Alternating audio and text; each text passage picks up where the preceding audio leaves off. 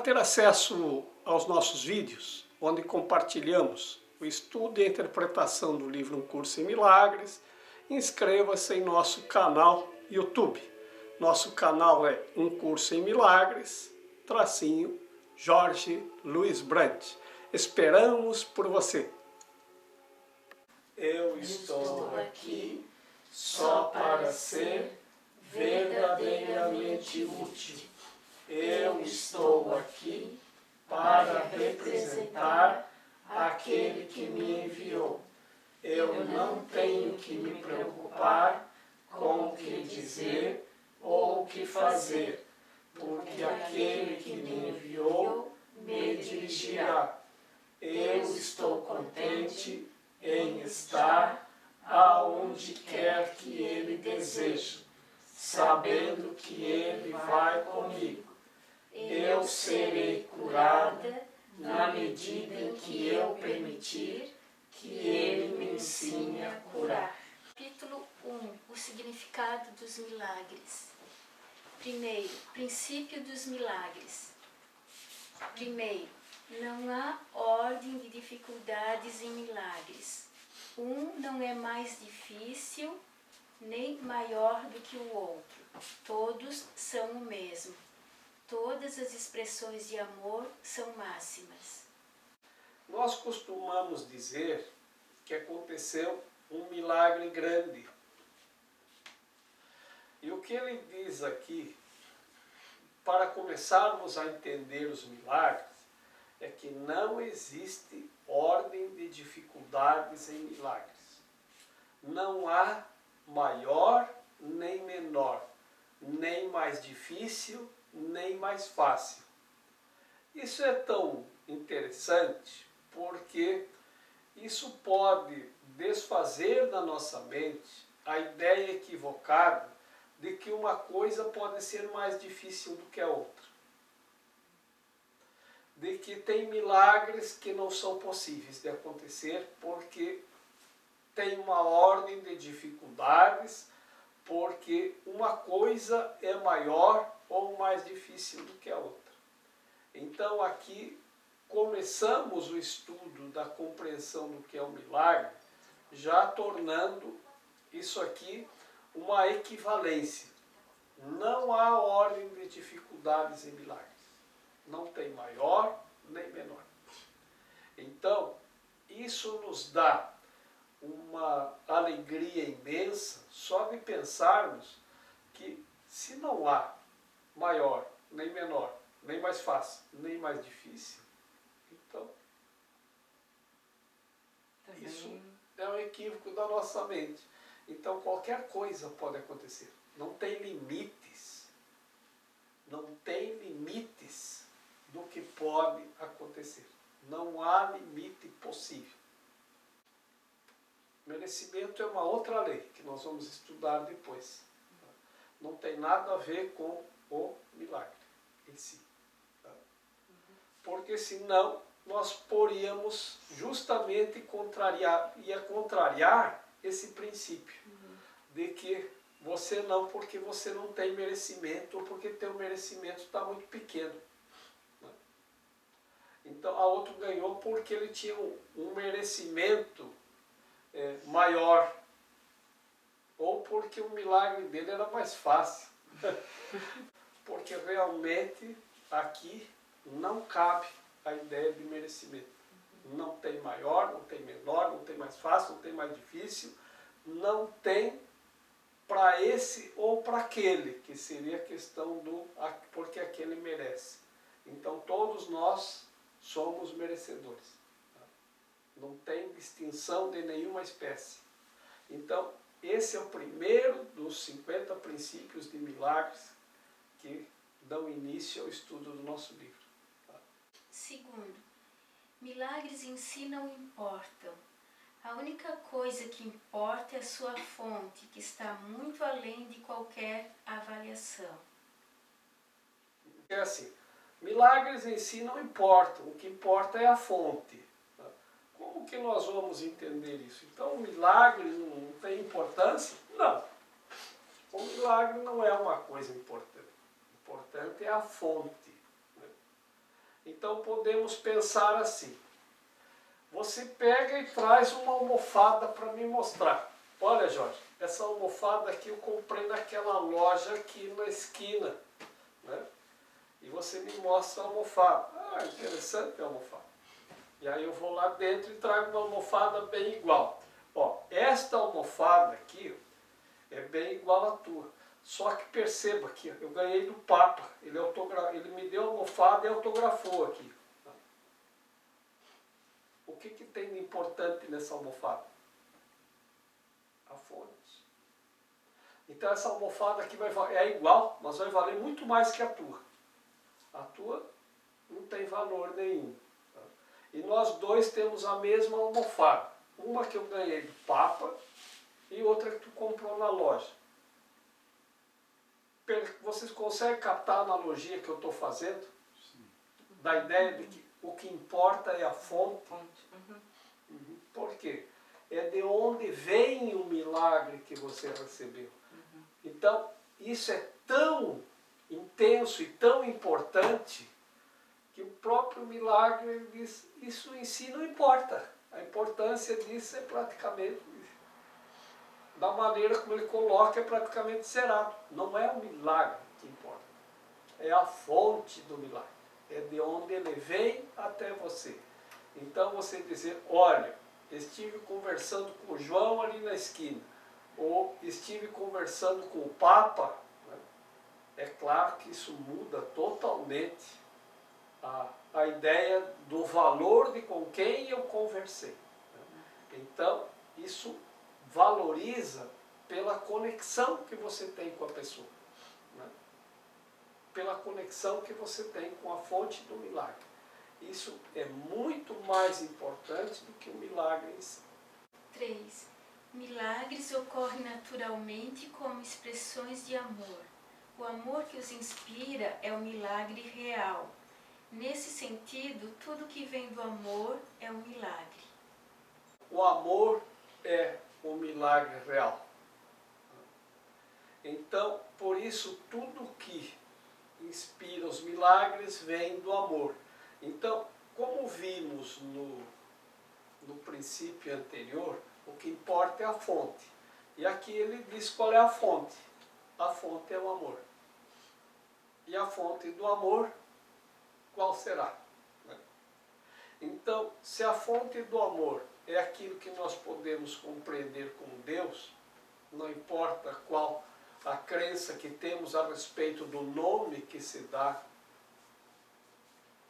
então podemos chamar a fonte do amor. A fonte do amor é que realmente importa, e o amor é o milagre real. Então, todos os milagres significam vida, e Deus é o doador da vida. A sua voz vai dirigir-te de forma muito específica. Tudo o que precisas saber te será dito. O único sentimento verdadeiro é o amor. Nós fomos treinados para pensar no amor como alguma coisa. Eu amo esse objeto, eu amo esta pessoa, né? Então eu a quero. Então o amor de que nós estamos falando aqui, ele não é muito diferente desse amor, só que nós aprendemos a ter apego às coisas que amamos, né? As coisas que gostamos. Então nós temos o amor da mãe, o amor do pai, o amor dos irmãos, o amor dos filhos, né? E o amor dos amigos e o amor das pessoas com quem nós nos relacionamos. Então, mas tudo isso envolve justamente essa área do apego. Eu te amo e tu é meu. Tá? Eu te amo e tu é minha. Né? Então, na verdade, o que se trabalha aqui é que isso ainda não é amor. Esse tipo de amor é posse. Tá? Mas não significa que você não possa ter amor por uma coisa que está sob a tua posse. O equívoco é pensar que a posse em si seja o amor. Possuir alguma coisa seja símbolo do amor.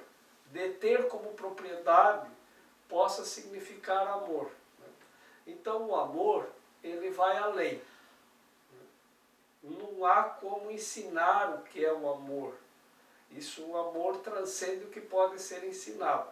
Mas aos poucos nós vamos removendo o obstáculo ao amor e nós vamos compreender então que tudo o que nós temos, tudo o que nós podemos ter, nós podemos amar.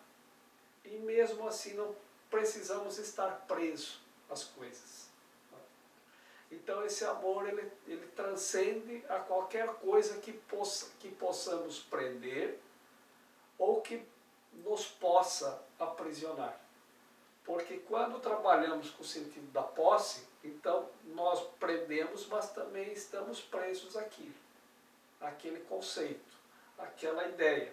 Então o amor verdadeiro, ele libera, ele é livre, ele não prende. Porque a gente vai removendo todos os obstáculos. E o amor mesmo, lá a gente começa aquele amor que é verdadeiro, que ele não impõe condições, nem apegos, nada, né? Mas ele vai parecer com toda a liberdade, liberação total de todas as coisas que possam nos prender a qualquer coisa material. Isso não significa que você não possa ter as coisas. Por isso que em algum ponto diz lá que busca primeiro o reino e tudo mais te será dado por acréscimo. Isso significa dizer que quando nós temos as coisas, primeiro a gente busca as coisas do mundo, nós ficamos presos a elas e não conseguimos alcançar este amor de que fala, busca primeiro o reino, né? Que é o reino do céu, o reino de Deus. Então, se nós buscarmos primeiro o reino de Deus, primeiro o reino do céu, nós vamos estar cheios de amor e ainda nós vamos ter, então, todas as outras coisas à nossa disposição. É uma inversão dos valores, realmente. Então, essa inversão desses valores, de que nós achamos que nós devemos deter a propriedade daquilo que gostamos e que amamos, na verdade, tudo aquilo ao que nós detemos propriedade, nós igualmente ficamos aprisionados por elas. E tudo aquilo que nós amamos com liberdade, nós nos libertamos do aprisionamento que as coisas materiais nos impõem. Não significa que você não possa ter.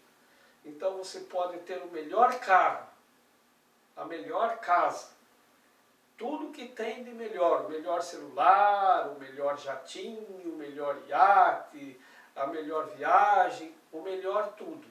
Mas você não pode estar aprisionado a essas coisas. Como que a gente fica aprisionado? O iate furou, está afundando. Meu Deus, meu iate. Então você vai chorar anos porque o teu iate afundou. Então, o iate afundou e tu ainda está preso nele. Você não conseguiu se libertar da tragédia de perder uma coisa que você amava tanto, que era aquele iate.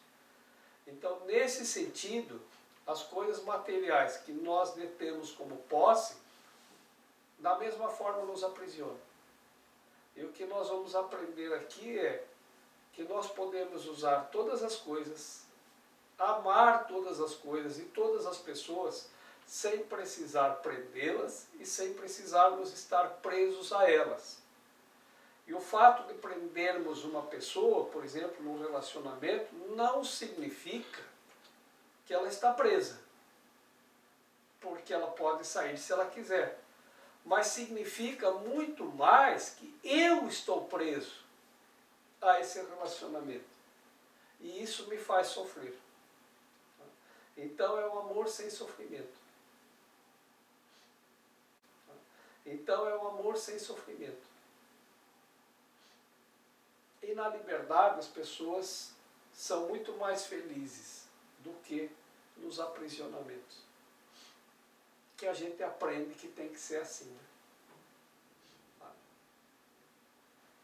Ainda é difícil explicar exatamente, como o livro já começa dizendo lá, né? Não há como ensinar o amor, há como voltar para ele. E à medida que a gente vai voltando, a gente vai sentindo o que é. E esse sentindo o que é também é difícil de explicar. Então, é uma aposta a se fazer. Eu quero experimentar como é isto. E se no decorrer do estudo do livro a gente conseguir alcançar alguma coisa, que a gente diz, nossa, isso aqui valeu. Essa foi interessante. Agora eu gostei. Se você consegue encontrar uma coisinha aqui e ali no início, isso é uma motivação enorme para dar continuidade. Por isso temos que experimentar. Sem experimentar a gente nunca vai saber o que é, ou o que poderia ter sido. Todos os milagres significam vida e Deus é o doador da vida. A sua voz vai dirigir-te de forma muito específica. Tudo o que precisas saber te será dito. Uma pessoa estava numa grande cidade, voltando para casa no meio da noite de carro. E ele estava naquele dia que tinha dado tudo errado. Quando a pessoa está indignada, assim, sabe? E nessa indignação, ele morava longe, estava dirigindo seu carro por uma avenida, né? E aí, diante de tantas contrariedades que ele tinha com relação a tudo, de repente ele olhou para cima e disse, quer saber? Deus não existe mesmo. Isso não é possível que exista um Deus. E foi assim, dialogando consigo mesmo. Porque se existisse Deus, o mundo não seria assim, não teria gente com fome, não teria isso, não teria aquilo, não teria blá blá blá blá blá blá blá, e foi seguindo o discurso. Mas aí, em algum momento, de tanto negar a possibilidade de Deus, ele chegou a um ponto em que a negação contínua não trouxe nenhum resultado para ele, nenhuma garantia de que não existia Deus, para ele se afirmar naquilo. Então ele questionou. Porque então é assim, se é que tu existe, então me dá um sinal, me prova que você existe. Se é que é todo poderoso, então é simples, é só me provar. E pediu. E aí, ele continuou lá resmungando e dirigindo seu carro no meio da noite, numa avenida. De repente, ele ouviu uma voz. Dobra a primeira rua à direita. Quando ele ouviu a voz, primeiro ele se assustou, depois achou que aquilo não era nada, que era uma bobagem, que era uma viagem dele mental, alguma coisa assim. Não vou dobrar nada, eu vou sair daqui, né? E passou direto. Mas à medida que passou, ele andou 100 metros, 200 metros e foi diminuindo a velocidade. Mas será que eu ouvi mesmo essa voz? O que tem lá dobra direita aqui? E a voz não falou, eles fala de novo, e nada, e nada, e nada. E ele achou que o único jeito dele saber seria experimentar. E aí ele fez o contorno, fez a convergência e voltou e entrou naquela rua. Com medo ainda, assustado, desconfiado, mas foi indo. De repente a voz disse, eu acho que deve ser, hoje, se fosse hoje a gente ia dizer que era o GPS, né? Ande mais 100 metros em linha reta. Era o GPS. A esposa tinha dado um GPS para ele e não disse nada, e o GPS ficou falando. Aí ele andou e a voz disse, agora dobra à esquerda. E aí ele parou. Não, eu não vou continuar com isso. Isso é uma loucura. Isso não tem nada a ver. Eu estou cansado, estou irritado, é de madrugada, quer saber, eu vou para casa. Né? E aí deu a volta para ir para casa, mas não resistiu e voltou. Se eu não for, eu não vou saber. E aí dobrou a esquerda. E aí foi indo, desconfiado, meio assustado. E a voz disse, agora na próxima, à direita. E ele foi indo. Aí ele já resolveu dali uma hora, quer saber? Eu vou ver o que vai dar isso. Né? Perdeu o medo e fez a aposta. E aí, de repente, a voz disse, está vendo ali tem um mercadinho aberto, para lá. Aí ele chegou e parou na frente do mercadinho. Aí parou o carro, e aí a voz disse, entra lá e compra 6 caixas de leite. Ah não, agora exagerou, isso eu não vou fazer. Isso eu não vou fazer. Não vou, tá bom, eu vou. Entrou lá e comprou as caixas de leite e deixou no banco do lado. Aí a voz disse, agora siga em frente. E aí ele foi. E a voz foi dirigindo ele. E agora dobra a direita, agora dobra a esquerda. Tá vendo aquela casinha ali que tem a luz acesa? Para lá na frente.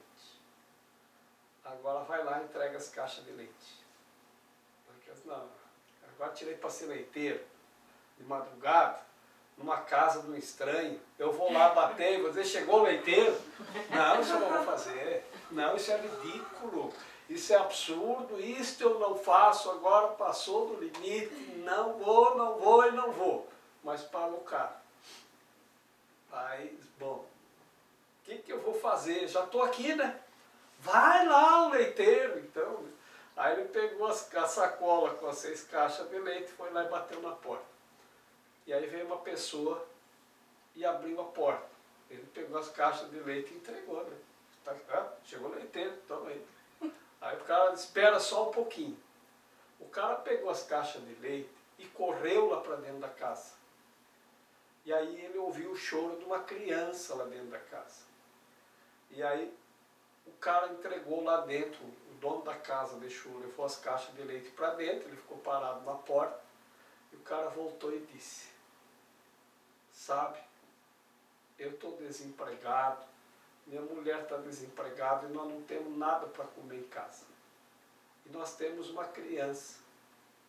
E nós pedimos tanto para Deus um milagre, para pelo menos conseguir o leite para o nosso filho.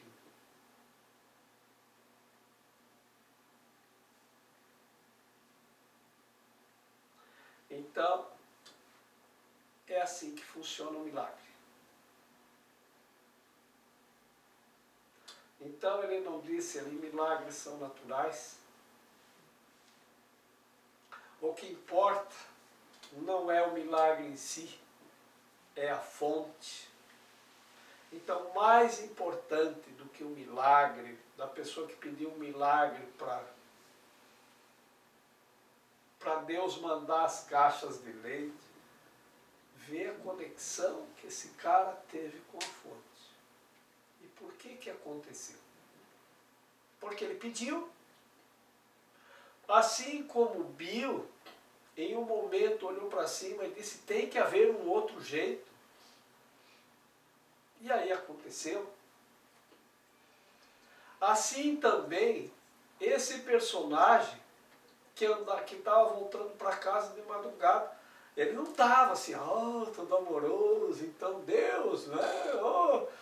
Vou me conectar. Não, ele não estava, ele estava até ao contrário, estava indignado, estava com raiva, estava contrariado. Mas ele pediu, prova que tu existe. E aí ele ouviu. Então, isso é uma constante e é um aprendizado muito importante, porque tem alguma coisa escrita, tem algum escrito em algum lugar que diz assim, pedi e receberei, batei e abrir-se-vos-á. Então por que você não pede? Por que você não pede? Tem que pedir. Tem que pedir, peça, aprenda a pedir, não tenha medo. Quando você quer saber uma coisa, pergunte. A resposta, ela sempre está antes que a pergunta. Então não tem nenhuma pergunta para a qual não haja resposta. Então você pode perguntar. A prova disso é o Google.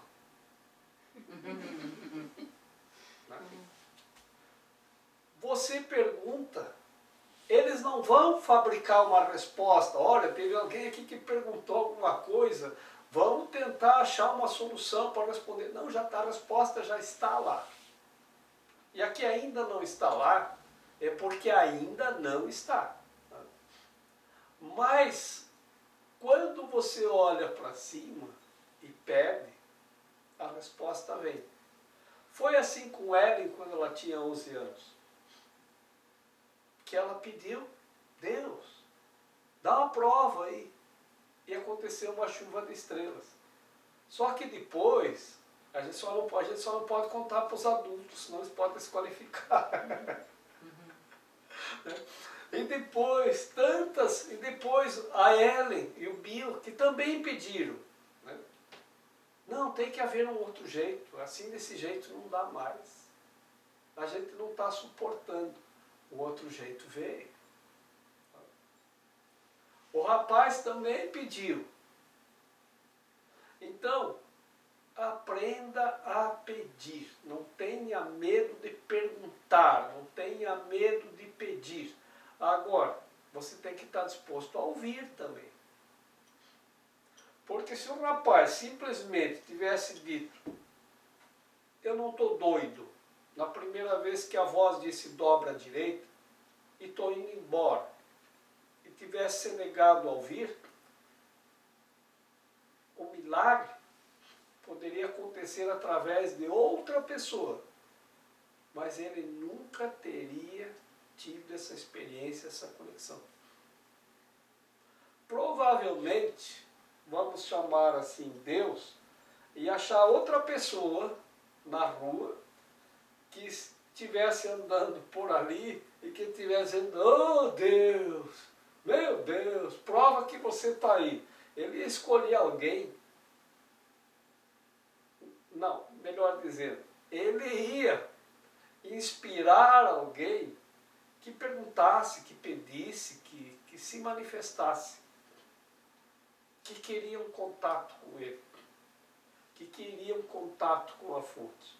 Então essa pessoa naquele momento poderia ser, porque ela escolheu, conduzida para levar o milagre das caixas de leite até aquela casinha. Então o milagre talvez não ia deixar de acontecer, mas não teria sido com ele, se ele ignorasse a resposta. Por isso que também é importante pedir, mas você tem que ouvir. E você tem que aceitar que às vezes a resposta não é aquela que tu tem.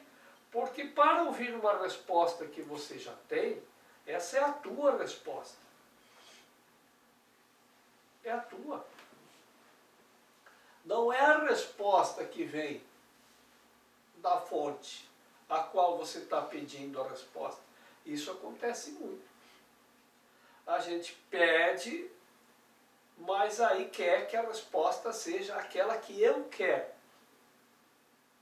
Então você bloqueia e você não consegue entender a resposta. As maneiras de se manifestar, elas são inumeráveis. Às vezes até de formas que nós jamais pensaríamos que a resposta poderia aparecer daquela maneira. Por isso que sempre que perguntamos ou pedimos, nós temos que agora ficar atento. A resposta vai aparecer em algum lugar. pode ser uma pessoa, né? Pode ser através de qualquer coisa que me faça compreender a resposta. Pode ser alguém que passa e diz alguma coisa, pode ser qualquer pessoa. Então você tem que pedir e esperar a resposta. Atento, porque você às vezes não sabe de onde ela vem e nem como.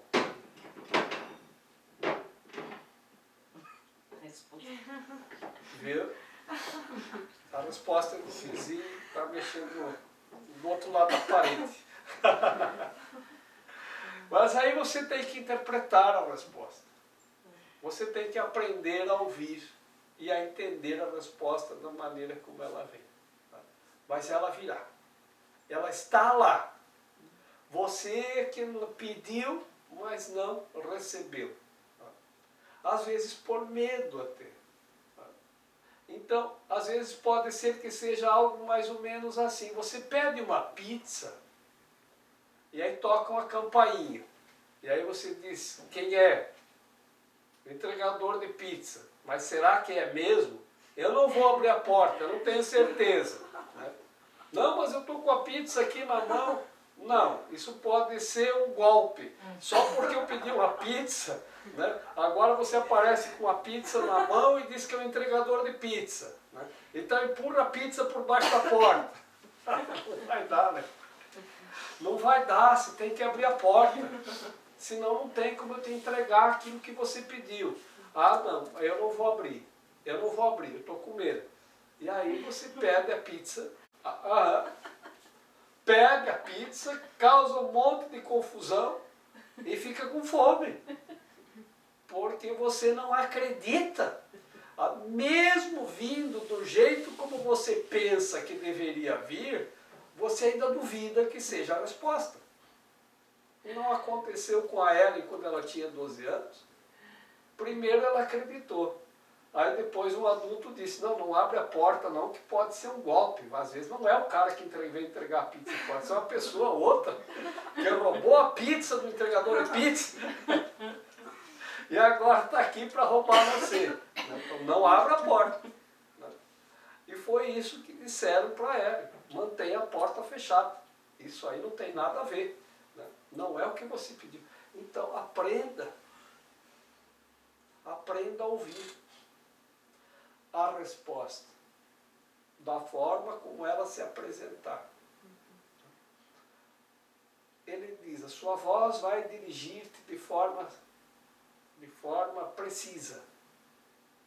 E quando nós dizemos aquela nossa meditação, lá na nossa meditação está dito assim, você não precisa te preocupar com o que dizer ou o que fazer, porque aquele que te enviou te dirigirá. Então, quando você pede uma coisa, você não tem mais que se preocupar. Deixa.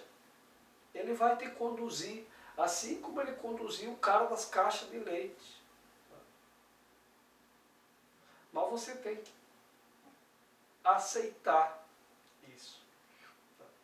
E é assim que funciona. Eu era solteiro, morava sozinho ainda. Né? E era um sábado de manhã.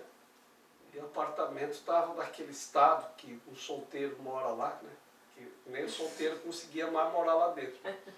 Mas hoje vou ter que fazer uma faxina, que não tem jeito. E aí eu comecei. E aí disse, bem que podia me aparecer uma porcaria de uma faxineira. Falei bem assim. Tocou a campainha. Eu fui lá atender. Tinha uma moça lá. Disse, pois não.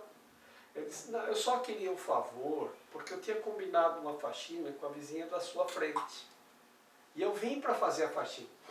Mas ela não está em casa. Vai ver, ela esqueceu e saiu. Eu só queria que o senhor desse o recado para ela que eu vim para a faxina. E que o senhor testemunhasse a minha presença. Eu disse, tá. E aí tu tá indo para casa? Tô. Mas já que você veio para fazer uma faxina e a vizinha não quer fazer uma faxina aqui em casa, eu disse, faço. E quanto é? É tanto. Digo, então vamos nessa. Né? Bem contente. Digo, então pode começar limpando o banheiro. Né? E aí eu disse, tá bom. Aí pegou lá o balde, lá, precisava lá, o material de limpeza, e foi para o banheiro. Não deu 5 minutos, ela voltou. Pronto o banheiro. Aí disse, não limpou. Fui lá olhar, disse, não, querida, tem que limpar, não ficou limpo. Eu quero que você limpe o azulejo, que você limpe a pia, o espelho aqui está precisando limpar, o chão, né? Dá uma caprichada, o box, né? Tá? Aí, tá, pode deixar. Aí, não demorou 5 minutos de novo, agora está limpo. Eu fui lá olhar, não está limpo, não está. Bom, faz o seguinte, deixa que eu limpo o banheiro. Então você vai fazer assim, você vai passar o aspira-pó na sala, porque tinha carpê na sala. Né? Tá, pode deixar. E aí eu fui limpar o banheiro. Bom, eu vou limpar o banheiro, tem que limpar, pelo menos ela vai passar o aspira-pó. Não durou 5 minutos aquele aspira-pó ligado, ela veio, prontinho. Aí eu disse, então tá, era só isso que eu precisava limpar. Paguei ela e dispensei. Em menos de meia hora eu paguei ela foi embora. Eu disse, viu? Quem mandou pedir uma porcaria no faxineiro? Veio do jeito que eu pedi. Com certeza. Então, tem que cuidar com o que pede. Também é assim. Então, tem que pedir certo e esperar a resposta.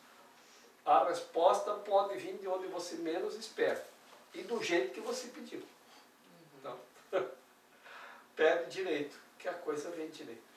O medo, a gente está dominado pelo medo. E tudo que tem à nossa volta é medo. A gente está cercado pelo medo de tudo, cada vez mais. A gente tem medo de cair e se machucar, a gente tem medo de sair na rua, a gente tem medo de ficar dentro de casa, a gente tem medo de que ligar a televisão, de que ela pode queimar, a gente tem medo de tudo e de todos. A gente está impregnado pelo medo. A gente tem medo de ser enganado pelos outros, a gente tem medo de viajar, né? A gente tem medo, se for viajar, tem medo do avião cair, né? Se a gente sair de carro, tem medo do carro bater, né? Então a gente tem medo de tudo quanto é coisa. Eu tenho uma das pessoas que eu gosto muito, que é o Ariano Suassuna, que ele diz assim, que ele não gosta de viajar de avião, né? Então, aí ele contou que ele ia de Recife para Bahia, e aí ia de carro. Mas que aí apareceu um cara lá para dizer, mas você não vai daqui até a Bahia de carro, né? Eu disse, por que não? Não, você tem que ir de avião. Eu disse, mas eu não gosto de ir de avião.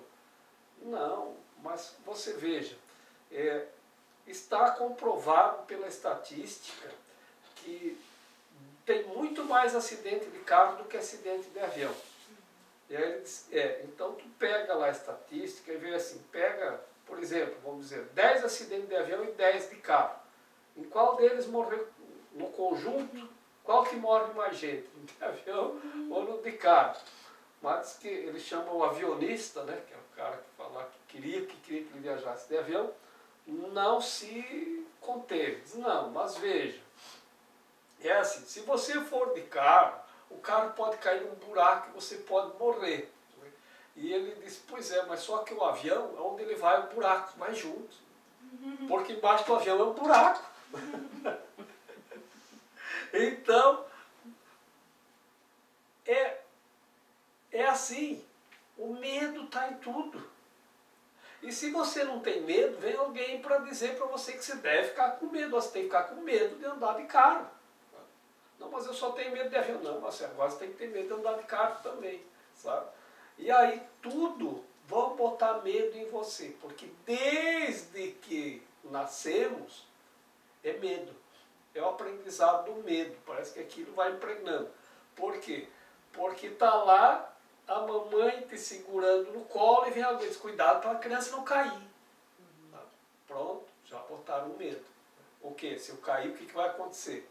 Você pensa lá no colo da mamãe. Tem que cuidar para não pegar resfriado. Tinha um tempo que se falava em quebranto, né? Tem que cuidar para não pegar quebranto. Tem que cuidar para não sei o quê. Tem que cuidar. Tem que cuidar é uma advertência que gera medo. Né? Que leva medo até você. Então cuidado com isso, cuidado com aquilo, cuidado, não pode, cuidado. Ai, não sei. É medo o tempo inteiro. Então a gente está cheio de medo. Então, para a gente não ter medo, só tem um jeito. Sair do medo. E a única coisa que existe é amor e medo. Então, quando você sai do medo, você retorna para o amor. No amor não tem medo de nada. Aquela pessoa que não tem medo de nada, ela anda livre, feliz e contente. E dificilmente vai lhe acontecer alguma coisa. É assim que a gente funciona. Mas as pessoas estão, todos nós, temos muitos medos de muitas coisas. E aí também você tem uma história assim, né? Tem duas pessoas. Uma tem medo e a outra não. Qual delas o cachorro vai atacar? Aqui tem medo. Aqui tem medo. Vai sentir o cheiro do Por medo. quê? Porque medo tem cheiro. Porque o cachorro, ele é o cão de guarda, né? Então, ele sente quem fez alguma coisa errada. Porque aquela pessoa, o erro está no medo, ele vai atacar a pessoa que tem medo. Eu vi falar de uma cidade lá, que o prefeito da cidade, ele ouviu um barulho lá fora, né, e saiu lá fora para ver o que era. Ele morava numa casa. Aí ele vê uma pessoa correndo. Aí ele tinha os cachorros, em casa, os cachorros grandes, assim, tinha pitbull também. Ele chamou os cachorros e disse: pega, ladrão! Aí os cachorros pegaram ele. Que era o único ladrão que os conhecia.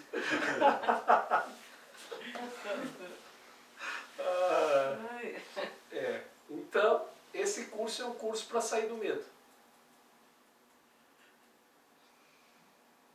E lá, na frase final daquela meditação que nós dizemos no começo e no fim, é dito assim: eu serei curado na medida em que eu permitir que ele me ensine a curar. Curado de quê? Justamente do medo.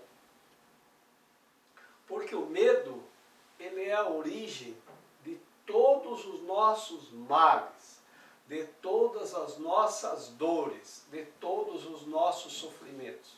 É o medo. Porque só tem duas coisas: o amor e o medo. Ou você está no medo, ou você está no amor. E a cura é justamente sair do medo e ir para o amor. Quem vai para o amor está curado. Quem está no medo está insano. Quem está no amor está são ou santo. Ou curado. Que são e curado é a mesma coisa. 5. Milagres são hábitos e devem ser involuntários. Não devem estar sob controle consciente. Milagres conscientemente selecionados podem ser guiados de forma equivocada. Parece que nesse parágrafo aí fala assim que quando a gente tenta interferir, né, sem deixar que venha a inspiração, né, como o senhor disse em outros cursos, aí que a gente pode levar de forma equivocada. Por isso que é para deixar guiar sem tentar interferir. Eu ia muito a Belo Horizonte, agora tenho ido menos. Mas eu ia às vezes, 1 ou 2 vezes por ano. Eu gosto muito de Minas. E a gente tinha amigos lá e também tinha uns fornecedores. E aí, um dia nós estávamos lá num hotel, que era o Hotel Cesareia, que ficava lá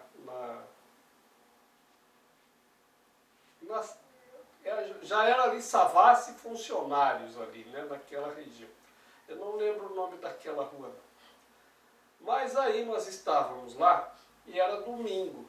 E domingo tem uma feira que é considerada a maior feira de artesanato do Brasil, que acontece na Avenida Afonso Pena.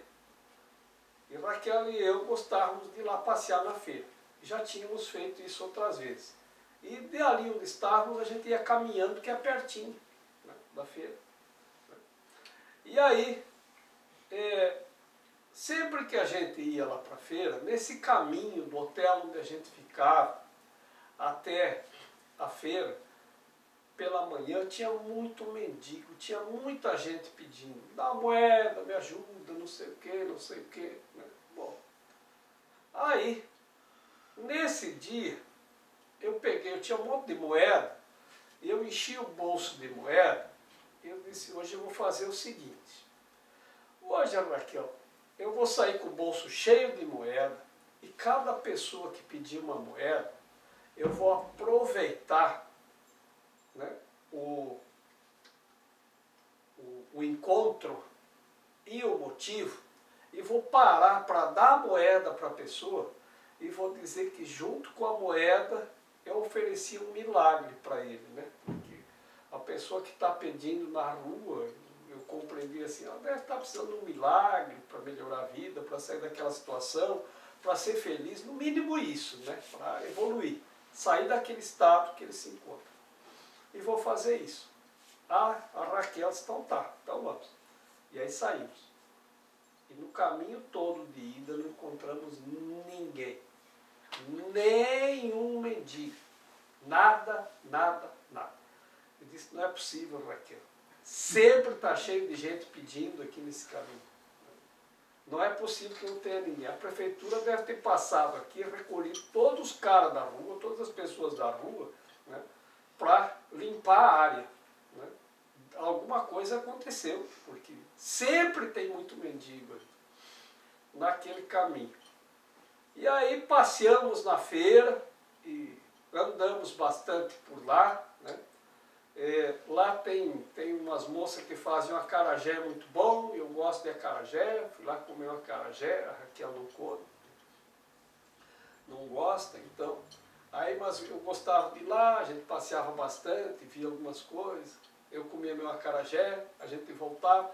Quando estava voltando, ainda com o bolso cheio de moedas, a gente estava andando e eu ouvi a voz de uma mulher dizendo, uma moedinha, uma moeda, uma ajuda, uma moeda. Ah, olha, Raquel, apareceu a pessoa que eu estava procurando. Né? Aí fui lá, né, com as moedas, e como só não achava mais ninguém, já fui com umas 4, 5 moedas na mão. Né? E aí estendi na frente dela, as moedas. Ó, umas moedas para você, e ela não pegava.